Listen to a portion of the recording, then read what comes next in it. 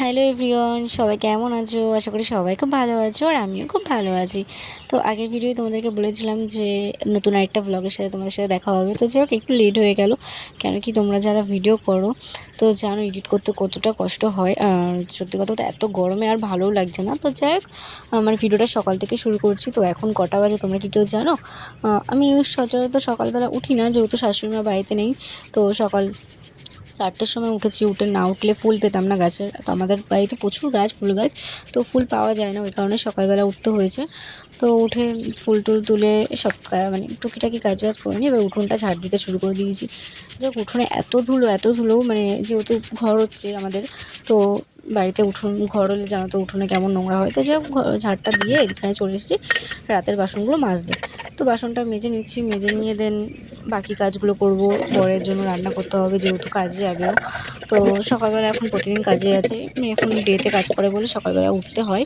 তো যাই হোক, এখানে দেখো বাসনটাও মেজে নিচ্ছি। যাই হোক, সকালবেলা ঘুম থেকে উঠলে এতটা ফ্রেশ লাগে জানি না, মানে কতটা কার ভালো লাগে। আমার বেশ ভালো লাগছিলো। তবে হ্যাঁ, একটু দুপুর হয়ে গেলে তখন প্রচণ্ড ঘুম পাচ্ছিলো, প্রচণ্ড কষ্ট হচ্ছিলো, মানে মেজাজটা খারাপ থাকে, তো সেই কারণে ভালো লাগে না। তো যাই হোক, যা গরম পড়েছে, এই গরমে না আর ভালো লাগে না রোদ উঠে গেলে কাজ করতে। তো যাই হোক, রোদ ওঠার আগেই কাজগুলো সেরে নেওয়াটা উচিত আমার মতে বলে। তো আমিও সেই কারণে তাই করছিলাম। তো যেখানে অনেকগুলো বাসন হয়েছিল, তো সেটাই মেজে নিয়েছিলাম। যেহেতু তোমার হচ্ছে শাশুড়িমা বাড়িতে নেই, একা হাতে পুরোটা সামলাতে হচ্ছে। তো বুঝতেই পারছো কতটা চাপের, যেটা আমি কখনো করিনি, তো সেটা করতে হয়। তো যাই হোক, এখানে বাসন মাজাও কমপ্লিট। এখানে বাসন দিয়ে বালতিতে জল ভরে রেডি করে নিচ্ছি, যেহেতু রান্না করবো। আর আমি আবার আগেই বলেছি যে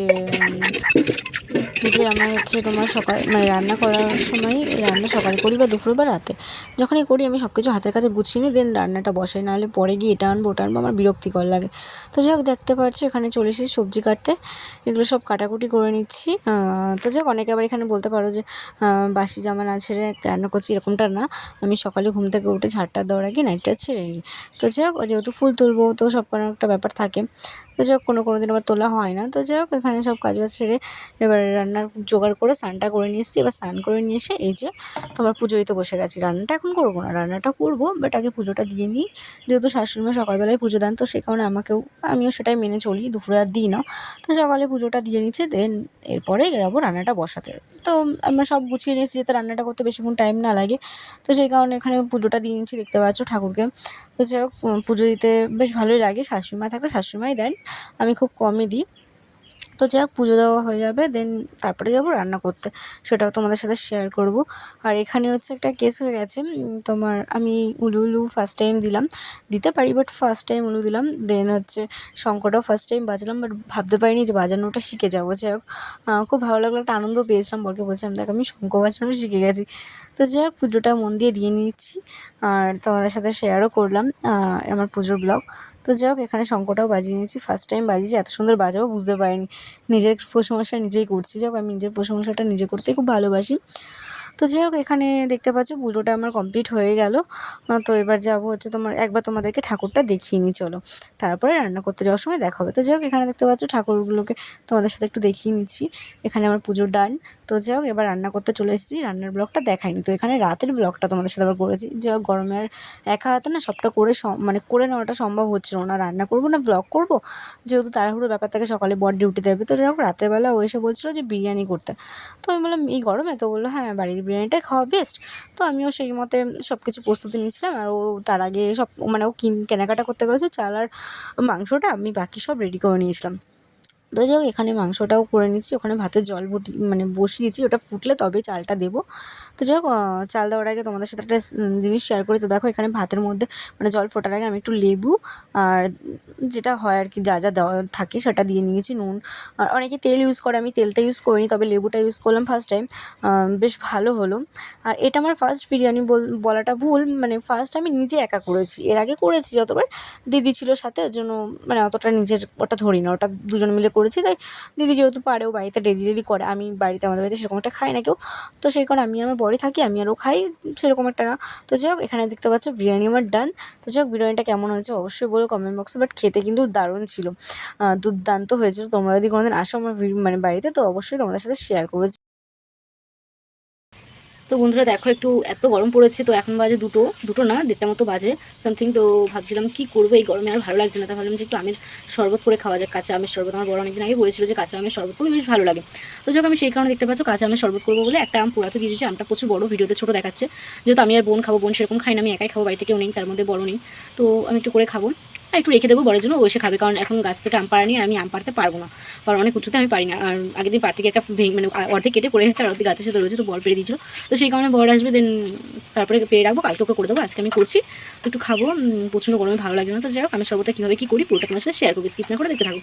তো বন্ধুরা, আমি শরবত করতে লাগবে হচ্ছে জলজিরা। তো দেখতে পাচ্ছি এখানে লেবু শরবত করেছো, একদিন তোমার সাথে মাখি করে শেয়ার করবো। তো যাকে মোটামুটি সব রান্নায় শিখে আছি, আর বিয়ের পরে সবাই শিখে যায়। তো যাক, এই জলজিরাটা লাগবে। এই জলজিরাগুলো তোমার 2 টাকা করে হবে হয়তো, একটা আছে 1 টাকা দামের। তো তোমার যেটা ভালো লাগবে সেটা নিয়ে নেবে। তো যাক, আমি দুটো জলজিরা নিয়ে নিয়েছি, আর সাথে আমার আরও কী লাগবে সেটা তোমার সাথে শেয়ার করছি। তো সাথে আমি ইউজ করছি এই লঙ্কার মানে মির্চি গুঁড়োটা।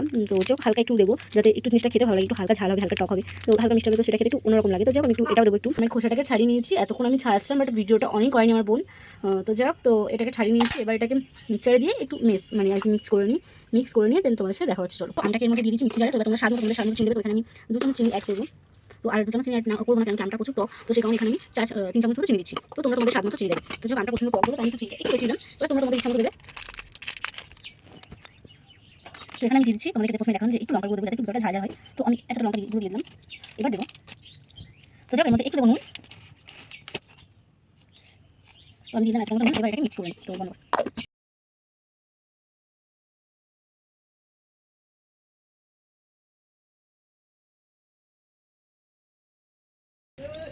তো এবার দিয়ে দেবো ঠান্ডা জল। তো তোমরা তোমাদের পরিমাণ মতো দেবে। সবাই পুরোটা করে নিয়ে দেখা হচ্ছে। তো ওপরে একটু জল জিরা দিয়ে দিচ্ছি। তো যাই হোক, তো গাইস, এই যে আমার আমের শরবত রেডি। তো যাই হোক, চলো তোমাদের সাথে খেয়ে শেয়ার করছি আমের শরবতটা খেতে কেমন হচ্ছে। যাই হোক, ভালো করে এখানে দেখতে পাচ্ছ না, তো তোমাদেরকে ভালো করে একটু দেখি। তো যাই হোক, এটা আমার ফাইনাল লুক। তো যাই হোক, হয়তো ভাববে হয়তো পাকা আমের শরবত না, কাঁচা আমের শরবত, কিন্তু আমটা পোড়ানোর পরে এরকম হয়ে গেছে দেখতে। তো যাই হোক, আমটা একবার তোমাদের সাথে খেয়ে আমি শরবতটা শেয়ার করি কেমন হয়েছে। চলো। তো গাইস, যাই হোক, খেতে খুব সুন্দর হয়েছে। তোমরা একবার এরকমভাবে করে খেয়ে দেখো, দারুণ লাগবে খেতে। চলো, ভিডিওটা এখানে এন্ড করছি। বন্ধুরা, দেখতে পাচ্ছ এটা হচ্ছে বিকালবেলা। তো বর ডিউটি থেকে বাড়িতে চলে এসেছিলো, দেন আমি গিয়েছিলাম, অনেকদিন কোথাও যাইনি, একটু ঘুরতে যাওয়ার একটু কাজও ছিল। তো যাই হোক, অনেকদিন পরে বেরিয়ে পড়লাম 3 জনে মিলে, বর, আমি আর আমার হাজব্যান্ড। তো যাই হোক, আমি ঘুরতে খুব ভালোবাসি, আর আমার বরও ঘুরতে খুবই ভালোবাসে। তো যাই হোক, যখনই আমি বলি যে আজকে দিনটা একটু ঘুরতে না করে না, যদি শরীরটা ভালো থাকে, যদি কাল থেকে এসে শরীরটা খারাপ লাগে তো যাই না। তো যাই হোক, ফার্স্টে আমরা একটু যাবো আমাদের এখানে একটা চায়ের দোকান আছে। তো ওই চায়ের দোকানে চাটা খুব স্পেশাল হয়। তো সেই কারণে ওখানে চা খেতে যাবো। দেন চাকে একটু যাবো লাইব্রেরিতে বোনের জন্য কিছু কিনতে, মানে বোনের প্রজেক্ট দিয়েছে স্কুল থেকে গরমের ছুটি, তো সেই কারণে কিছু কিনবো। তো যাই হোক, ভিডিওটা কন্টিনিউ করবো। আমার ব্লগটা আমি এখানে এন্ড করছি, দেখা হবে নেক্সট ভিডিওর সাথে। আর হ্যাঁ, ভিডিওটা কেমন হয়েছে অবশ্যই জানিও। আর বিরিয়ানিটা কেমন হয়েছে তোমরা তো আর খেয়ে বলতে পারবে না, তবে দেখে বলো যে কেমন হয়েছে।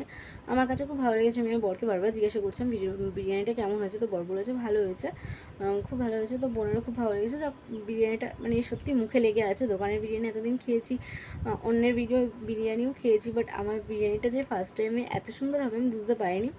তো যাই হোক, ভিডিওটা এখানে এন্ড করছি, দেখা হবে নেক্সট ব্লগের সাথে।